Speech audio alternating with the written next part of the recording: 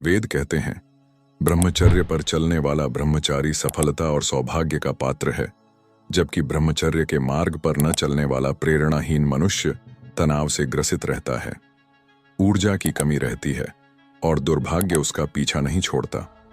क्षणिक सुख देने वाली इंद्रियां उसकी आत्मा को मार देती हैं, जो सोचने समझने की क्षमता को नष्ट कर उसे पशु योनि में ले जाती हैं। लेकिन जब कोई आत्म संयम और वीर्य संरक्षण के द्वारा वेदों में बताए गए ब्रह्मचारिक दिनचर्या का पालन करता है, तो उसमें कुछ खास परिवर्तन होते हैं जो कि अविश्वसनीय हैं। तीव्र एकाग्रता, अटूट आत्मविश्वास, अपार ऊर्जा, मानसिक स्पष्टता, दीप्तमान त्वचा, प्रबल इच्छा शक्ति, आत्मिक जागरूकता, सृजनात्मक ऊर्जा, यह तो बस कुछ उदाहरण हैं। मतलब आप नाम लेते जाइए और सूची जारी रहेगी।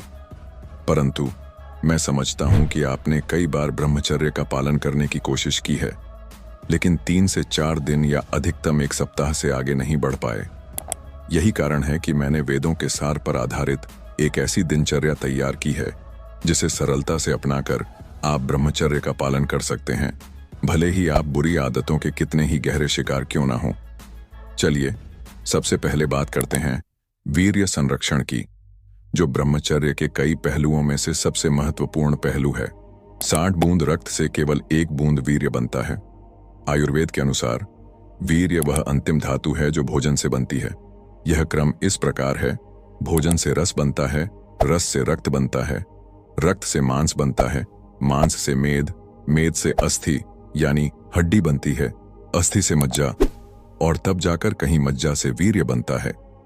हमारा वीर्य सार है इन सप्त धातुओं से प्राप्त होने वाला अंतिम और सबसे शुद्ध धातु। जिस प्रकार एक मधुमक्खी सैकड़ों फूलों का रस चूसकर अंत में शहद की 1 बूंद तैयार करती है, उसी तरह लगभग 1 सप्ताह या उससे अधिक समय तक पौष्टिक भोजन करने के बाद ही वीर्य का निर्माण होता है। इसे संरक्षित न करने का अर्थ है लगभग हर हफ्ते आधा लीटर खून बहा देना। ऐसा व्यक्ति समय से पहले ही बूढ़ा दिखने लगता है, कंधे झुक जाते हैं और चेहरे पर झुर्रियां आ जाती हैं। इसी से आपको अंदाजा हो गया होगा कि यह कितना बहुमूल्य है। पर वेद इसे एक स्टेप और ऊपर ले जाता है। वेदों के अनुसार हमारे शरीर में 7 चक्र होते हैं। 1 मूलाधार चक्र, 2 स्वादिष्ठान चक्र, 3 मणिपुर चक्र, 4 अनाहत चक्र, 5 विशुद्ध चक्र, 6 अनाहत चक्र, 7 सुषुम्ना चक्र, 6ठी आज्ञा चक्र, 7वीं सहस्रार चक्र। अगर आपको इन 7 चक्रों के बारे में डिटेल से जानना है तो आप इस वीडियो को जाकर देखो, इसकी लिंक डिस्क्रिप्शन में है। इन 7 चक्रों में से नीचे के 2 चक्र यानी मूलाधार और स्वादिष्ठान पशुवृत्ति के चक्र हैं। इन्हें तामसिक और नकारात्मक प्रवृत्तियों से जुड़ा माना जाता है। वहीं तीसरे चक्र यानी मणिपुर से जैसे जैसे ऊर्जा ऊपर उठती है, साधक पशु से परमात्मा में रूपांतरित होने लगता है। वेदों के अनुसार आपका वीर्य जिस चक्र में स्थित होता है वही चक्र सक्रिय रहता है और वही आपके जीवन शैली, सोच और कर्मों को प्रभावित करता है। यानी वीर्य का स्थान ही तय करता है कि आपके भीतर कौन सी शक्ति मुखर होकर प्रकट होगी। अगर यह मूलाधार में है तो व्यक्ति सदा शारीरिक सुख, भोजन और वासना के पीछे भागता है। अगर यह स्वादिष्ठान में है तो व्यक्ति समाज के भय में जीता है। लोग क्या कहेंगे, यह डर उसकी दिशा तय करता है। लेकिन अगर आपने अपने वीर्य को मणिपुर तक उठने का अवसर दे दिया तो वहां से जीवन में लक्ष्य चयन और उन लक्ष्यों को पूरा करने की शक्ति प्राप्त होती है। फिर जैसे जैसे ऊर्जा अनाहत चक्र पर पहुंचती है, प्रेम और करुणा का जागरण होता है। विशुद्ध चक्र पर आत्मविश्वास आता है और आज्ञा चक्र पर विचारों में स्पष्टता उत्पन्न होती है। इस स्थिति में व्यक्ति किसी भी विचार को मैनिफेस्ट कर सकता है, फिर चाहे वह विचार किसी टेक्नोलॉजी का हो, व्यापार का हो या कला के क्षेत्र का।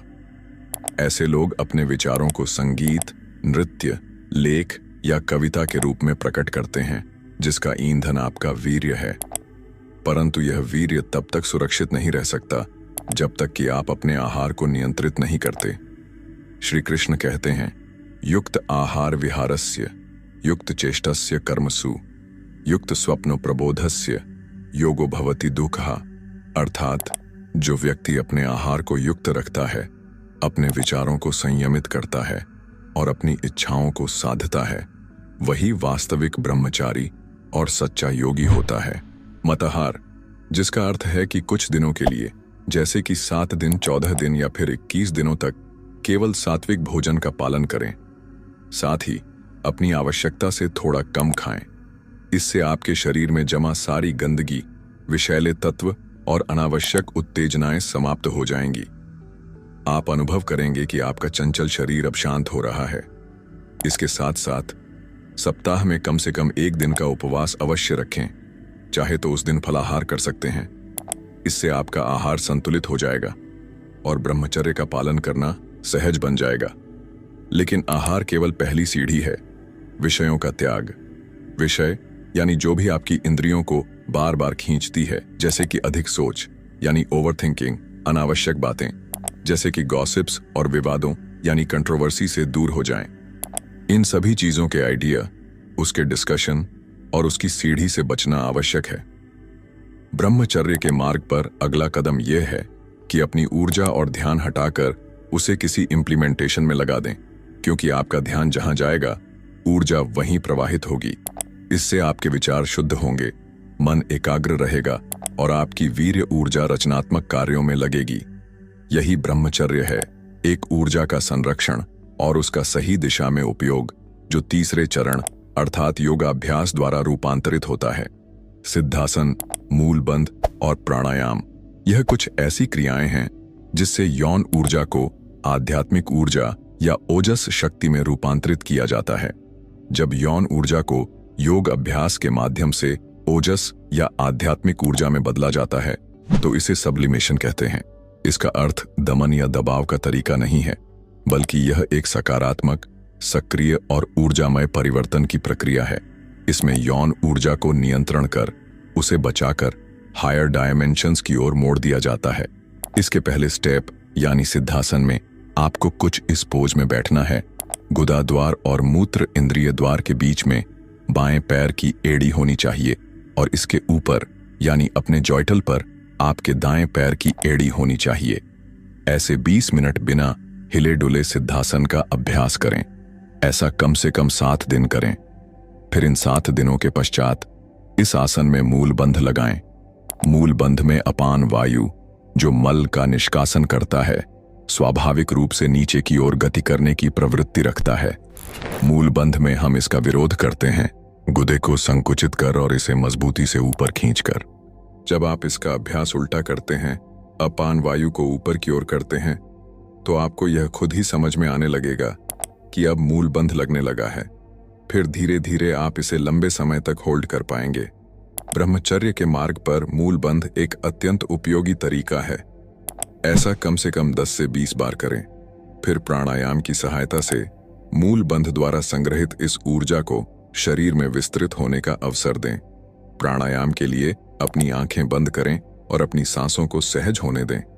दाहिने अंगूठे से दाहिने नथुने को बंद करें और बाएं नथुने से हवा अंदर खींचें।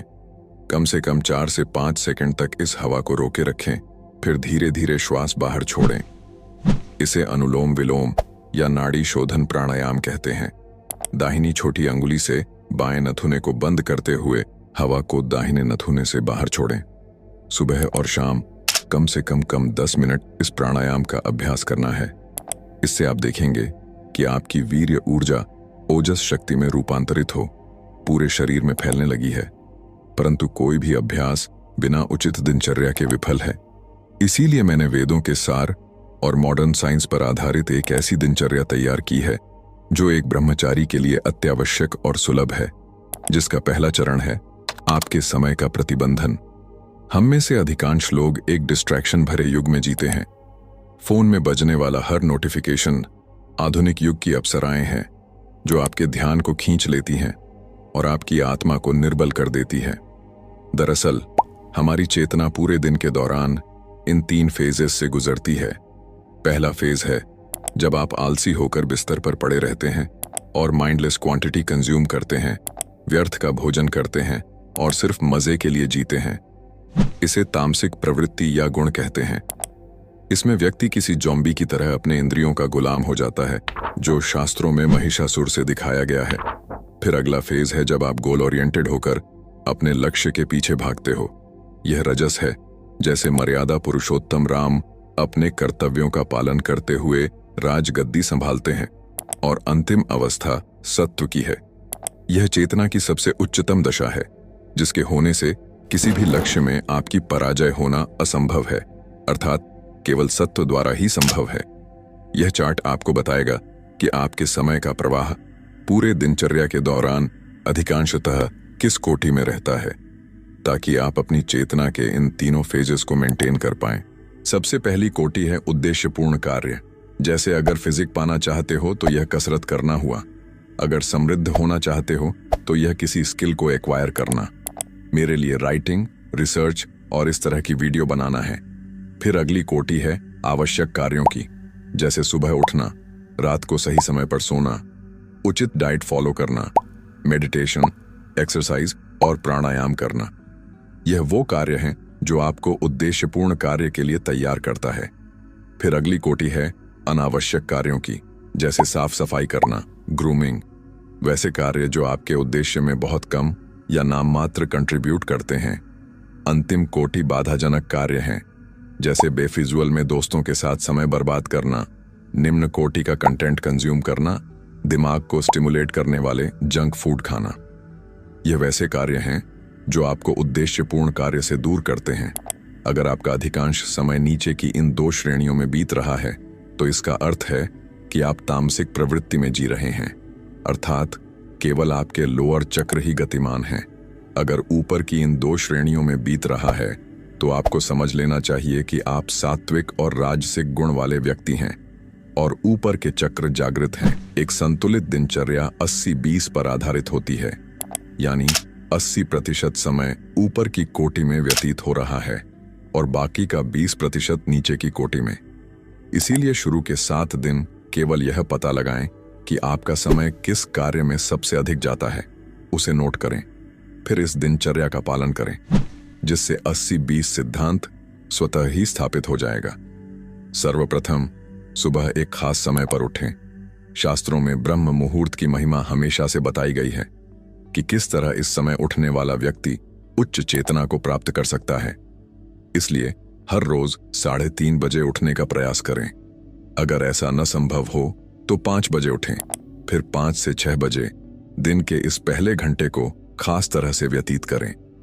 इस समय को हम 3 श्रेणियों में बांट देंगे। पहले 20 मिनट एक्सरसाइज का होगा, अगला 20 मिनट मेडिटेशन का, और आखिरी 20 मिनट में हम अपने दिन की प्लानिंग और गोल सेटिंग करेंगे। पहले 20 मिनट आपको ऐसा एक्सरसाइज करना है जिससे अधिक से अधिक प्राणवायु आपके शरीर में आ सके। इसीलिए सुबह उठकर आप 20 मिनटों के लिए दौड़ लगा सकते हैं। फिर अगले 20 मिनट में 10 मिनट अनुलोम विलोम और फिर 10 मिनट मूल बंध लगाने का अभ्यास करें। फिर आखिरी के 20 मिनट में इस चार्ट के जरिए अपने उद्देश्यपूर्ण कार्यों को लिखें कि ऐसा कौन सा कार्य है जिसे करने पर वह आपको आपके लक्ष्य की ओर ले जाएगा। इसके बाद अपने जरूरी कार्यों को लिखें कि ऐसा कौन सा कार्य है जो आपको उद्देश्यपूर्ण कार्य करने में सहायता करेगा, जैसे कितनी देर फोन चलाना है, इसे लेकर कितने बजे सोना है, दिन में कब कब मेडिटेशन करना है।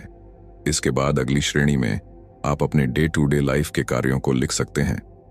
फिर आखिरी श्रेणी यानी बाधाजनक कार्य में आपको यह चयन करना है कि ऐसी कौन कौन सी चीजें हैं जो आपको आपके गोल से डिस्ट्रैक्ट करती हैं, जैसे सोशल मीडिया, दोस्तों से बातचीत, और इसमें केवल लिमिटेड समय सुनिश्चित करें कि कब आप सोशल मीडिया और दोस्तों से बातचीत करेंगे। फिर रात्रि को कम भोजन करना है और अपने फोन को सोने से 2 घंटे पहले बंद कर देना है, और इस दिनचर्या का पालन करना है कम से कम 21 दिन के लिए। आप देखेंगे कि आपका जीवन बादल हो चुका है। अगर आपको वीडियो अच्छा लगा हो तो वीडियो को लाइक करें, चैनल को सब्सक्राइब करें, और साथ ही आपको वीडियो में क्या अच्छा लगा वह हमें कमेंट में बताएं। और लास्ट तक वीडियो देखने के लिए धन्यवाद।